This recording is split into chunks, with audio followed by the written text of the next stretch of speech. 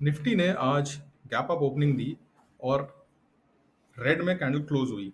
इसका क्या मतलब निकालेंगे? इसका मतलब क्या जो रेंज ब्रेकआउट हुआ है उसका वो कंटिन्यू करेगा अपसाइड पर, या फिर रेड कैंडल का मतलब ये हुआ कि अब निफ्टी यहाँ से फिर नीचे की तरफ सेटल हो जाएगा। अगर ये सवाल आपको भी तंग कर रहा है दोस्तों, तो ये वीडियो लास्ट तक देखिए। मैं कुछ ऐसे डेटा पॉइंट शेयर करने की कोशिश करूंगा जो आपको डिसीजन लेने में हेल्प करेंगे। याद रखिए, ये कोई एजुकेशनल सीरीज का हिस्सा नहीं है। ये वीडियो, ये कोई ट्रेड रिकमेंडेशंस नहीं है। ये वीडियो आप सिर्फ एक अपने रेफरेंस के लिए यूज कर सकते हैं जब आप डिसीजन ले रहे हैं उसके लिए। कोई भी ट्रेड लेने से पहले प्लीज अपने फाइनेंशियल एडवाइजर से जरूर सलाह लीजिए। देखिए दोस्तों, आज हुआ क्या है। निफ्टी ने एक अच्छा गैप अप ओपनिंग दी, मगर वो गैप अप ओपनिंग जो है वो सस्टेन नहीं कर पाई और रेड, छोटी सी एक रेड बार बनी है। रेंज बाउंड निफ्टी रहा है, एक छोटा सा गैप भी क्रिएट हो गया है और वॉल्यूम बहुत ही लो है। आप, मैं हमेशा कहता हूँ, वॉल्यूम लो के साथ जब भी कुछ कैंडल बनता है तो उस पर ट्रस्ट नहीं कर सकते हैं। और इसका एक बहुत अच्छा एग्जांपल आप ये देखिए, 4 जून की कैंडल। 4 जून की कैंडल लो वॉल्यूम के साथ बनी। उससे पहले वाली कैंडल, रेड कैंडल जो है 3 जून की, वो भी एक एवरेज से लो वॉल्यूम पर बनी। इनफैक्ट सारी कैंडल जो बनी वो लो वॉल्यूम बनी। हुआ क्या कि हमारे ट्रेडिंग, जो हमारा स्टॉप लॉस था डॉटेड लाइन, इसके नीचे निफ्टी ने क्लोज दिया, मगर ये वापस निफ्टी उसके ऊपर चला गया सस्टेन करके और अच्छी वॉल्यूम के साथ सस्टेन, मतलब क्लोजिंग दी है हमारे डॉटेड लाइन के ऊपर। इसका मतलब अब निफ्टी यहाँ से ऊपर की तरफ चलने के लिए तैयार है। जो नीचे की तरफ आपका डॉटेड लाइन को ब्रेक किया था निफ्टी ने, वो एक फेक ब्रेक डाउन था। तो अब आज के लिए बात करते हैं। आज देखिए, छोटी सी एक रेड कैंडल बनी है, रेंज बाउंड निफ्टी का सेशन रहा, वॉल्यूम बहुत ही लो है। इसका मतलब ये हुआ, मैं इसको ऐसे कॉम्प्रिहेंड करता हूँ, सब लोग अपने तरीके से कॉम्प्रिहेंड कर सकते हैं कि लो वॉल्यूम के साथ क्योंकि ये बनी है, तो हम इस गैप अप को पर विश्वास नहीं कर सकते हैं। और निफ्टी जो है वो मुझे नहीं लगता कि यहाँ से एकदम से, एटलीस्ट कल के दिन के लिए, हमको एक अच्छा अप मूव दे सकता है। मुझे लगता है कि एक साइडवेज से नेगेटिव मूवमेंट की तरफ वो ही रहेगा। ये गैप जो छोटा सा बना है, ये भी निफ्टी फिल करेगा। गैप जनरली निफ्टी फिल करता ही है। तीसरी बड़ी इंपॉर्टेंट चीज़ देखिए, अब फिर वही कहानी आ गई है कि मूविंग एवरेजेस से प्राइस फिर से दूर चला गया, जो इतने मुश्किल से नज़दीक आया था। तो अगर निफ्टी यहाँ से और ऊपर भी जाता है, मूविंग एवरेजेस से और दूर जाता है, तो कहीं ना कहीं शार्प डिप आएगा ही आएगा। अगर निफ्टी यहीं पर आसपास रहता है और मूविंग एवरेजेस कैचअप कर लेते हैं, तो शार्प डिप नहीं आएगा।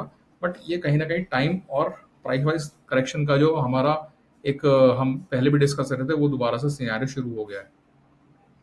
वीकली टाइम फ्रेम पर अगर हम देखते हैं, तो देखिए कितना ज़बरदस्त गैप आ गया है मूविंग एवरेजेस और प्राइस में।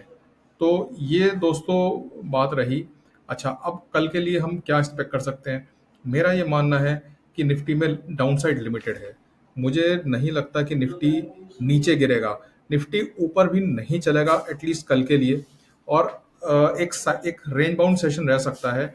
अपना जो इंडिया विक्स है वो बहुत अच्छे 15 के नीचे है इस वक्त, और ऑप्शन एक्सपायरी आ रही है कल। एक बहुत ही अच्छा दिन रह सकता है ऑप्शन सेलर्स के लिए जो पेयर ट्रेड लेते हैं। एक्चुअली अगर आप देखें तो ऑप्शंस में बहुत अच्छी वॉल्यूम, एक अनकन्फर्म स्टैटिस्टिक्स है, बट किसी एनालिस्ट ने मुझे बताया है कि ऑप्शन सेलर्स जो हैं, अप्रोक्सीमेटली 70% जो ट्रेड्स होते हैं वो पेयर ट्रेड ही बनते हैं। तो पेयर ट्रेड वालों के लिए कल का दिन बहुत अच्छा रह सकता है। दोनों तरफ का आपको प्रीमियम श्रिंक मिलेगा, कॉल पुट साइड का दोनों का प्रीमियम श्रिंक मिल सकता है। तो अब आपके लिए ये नोट करना जरूरी है, जो रेंज मैं बता रहा हूँ आपको। देखिए 24,900 पे बहुत अच्छा सपोर्ट है जो मुझे लगता है, और ऊपर की तरफ जो है वो 25,300। इसके ऊपर कल मुझे जाता हुआ निफ्टी नहीं दिखता है। न्यूज बेस की बात देखिए हमेशा अलग रहती है। तो जितना हो सके मूविंग एवरेजेस के नज़दीक आप निफ्टी को पकड़ सकें, या फिर ये जो कल की बार थी इसके टॉप के आसपास जितना क्लोज में निफ्टी को पकड़ सकें, आप इसको पकड़ के एक लॉन्ग साइड का ट्रेड ले सकते हैं अगर आप फ्यूचर्स में काम करते हैं तो। अदरवाइज आप दोनों तरफ का कॉल पुट सेल करके पेयर में आप काम कर सकते हैं।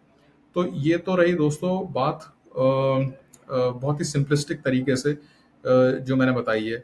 अच्छा, एक चीज़ और नोटिस करें, निफ्टी ने आज रेंज तो ब्रेक की है। जो रेंज चल रही थी, हमने कल भी बात की थी, ये रेंज देखिए 25,100 से लेकर और आपका 24,500 वाली जो रेंज थी, ये तो ब्रेक हुई है डेफिनेटली। तो अब ये वापस इस रेंज में फॉल करता हुआ निफ्टी मेरे को इतनी जल्दी नहीं दिखता। इंट्राडे की बात अलग है, क्लोजिंग बेसिस पे तो मुझे नहीं लगता। तो कहीं ना कहीं अपसाइड एक सेंटीमेंट तो पॉजिटिव है डेफिनेटली, बट स्पेशली कैसे पैन आउट होता है वो सब देखने वाली बात है। तो ये तो बात रही दोस्तों। अब जो लोग ओआई समझते हैं, मैं ओआई समझाने की कोशिश करता हूँ लोगों को।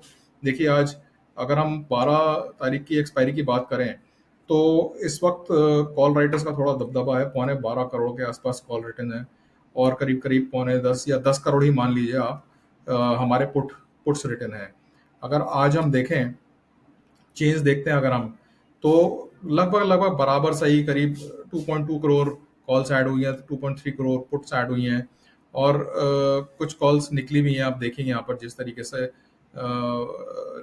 जो दूर की स्ट्राइक्स के जो राइटर्स थे, ऑप्शन राइटर्स, वो दोनों निकले हैं, भागे हैं, और एक बैलेंस्ड सी ऑप्शन चेन नजर आती है। जैसा मैंने बोला कि मुझे लगता है कि अपना कल का जो दिन है वो एक रेंज बाउंड ही रहने की मुझे उम्मीद है। डाउन साइड में अच्छा सपोर्ट है, 25,000 पे बहुत अच्छा सेंटिमेंटल सपोर्ट है।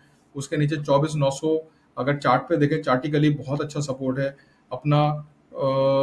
ये देखिए 5 EMA 24,900 पर आ रहा है, और 25,000 के, मुझे लगता है कि अगर इंट्राडे में डिप आता भी 25,000 के नीचे तो क्लोजिंग तो नहीं होगी। 25,000 के नीचे इंट्राडे डिप आ सकता है, और अगर आपको मिलता है 24,900 में, तो बिल्कुल मुझे लगता है कि लॉन्ग साइड का ट्रेड आप ट्राई कर सकते हैं, स्ट्रिक्ट स्टॉप लॉस लगाकर अपना डॉट लाइन का जो ये चैनल है, यानी कि करीब करीब 24,700 के आसपास का एक स्टॉप लॉस लगा के आप एक लॉन्ग ट्रेड भी ट्राई कर सकते हैं। अप साइड पे अगर 25,100 निकलता है तो 25,200 या बहुत से बहुत 25,300, वही चार्ट में बहुत क्लियर नहीं हो रहा है, बट चार्टिकली 25,300 बहुत ही स्ट्रॉन्ग एक रेजिस्टेंस की तरह काम करेगा दोस्तों। तो आप वहां पर जाकर अपनी पोजीशन को चेक करिए और उसके बाद आप डिसाइड करिए। तो जो लोग लॉन्ग ट्रेड कैरी कर रहे हैं वो लॉन्ग कंटिन्यू कर सकते हैं स्टॉप लॉस लगाकर, और इनफैक्ट डिप्स पे ऐड भी कर सकते हैं। फ्रेश ट्रेड लेने के लिए, अगर कोई फ्रेश ट्रेड लेना चाहता है फ्यूचर्स में लॉन्ग साइड का, तो 6 तारीख की कैंडल के हाई के आसपास जब निफ्टी आपको दिखे, आप वहां पर अपनी पोजीशन बना सकते हैं। डिप्स पर आप ऐड कर सकते हैं, स्टॉप लॉस आप अपना इस डॉट लाइन का रख सकते हैं। रिस्क रिवॉर्ड बहुत ही फेवरेबल है दोस्तों इस वक्त निफ्टी के ट्रेड में। तो ये एक हो गया। और जो लोग फ्रेश पोजीशन का मैंने बता ही दिया। ऑप्शन राइटर्स जो हैं वो दोनों साइड का पेयर सेल कर सकते हैं, प्रीमियम श्रिंक मिलेगा आपको, क्वांटिटी के साथ आप प्ले कर सकते हैं। तो दोस्तों ये मेरा एनालिसिस है, ये मेरा व्यू है निफ्टी पर कल के लिए। अगर आपको अच्छा लगा तो वीडियो को लाइक करिए, शेयर करिए, सब्सक्राइब करिए दोस्तों। Thanks for watching my video. My name is Abhishek Mittal.